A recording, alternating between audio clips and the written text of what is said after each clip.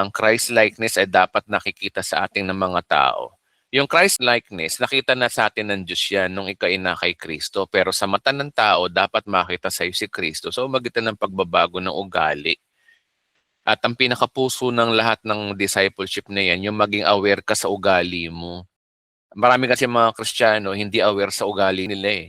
Lagi silang aware sa ugali ng iba. Laging yung kanilang daliri nakapinpoint sa ibang tao pero hindi nakapinpoint sa sarili nila. Tandaan po natin, pag tayo'y nakaturo sa tao, yung daliri natin na iisang yan, yung tatlo yung nakaturo naman sa atin, tatlong daliri nakaturo sa atin. Subukan yung gumanto. Yan, no? Tumuro ka. Di ba nakikita yung isa lang ang daliri nakaturo sa kapwa mo pero tatlo nakaturo sa'yo? Pinapakita dito na bago ka magturo ng kapwa mo, tingnan mo yung sarili mo ugali. Kasi marami tayong mga pangit na ugali, sa totoo lang hindi natin napapansin. At dyan sumusuporta ang Diyos.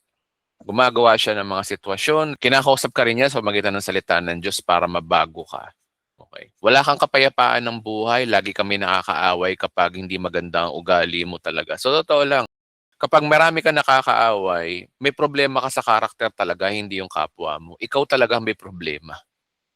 Kasi bago nga tayo magturo ng iba, tingnan natin yung mga sarili natin. Yun ang problema sa ating mga Kristiyano. Okay, wala kang peace of mind kapag hindi magandang ugali mo. Kaya dapat magbago ka para magkaroon ka ng peace of mind.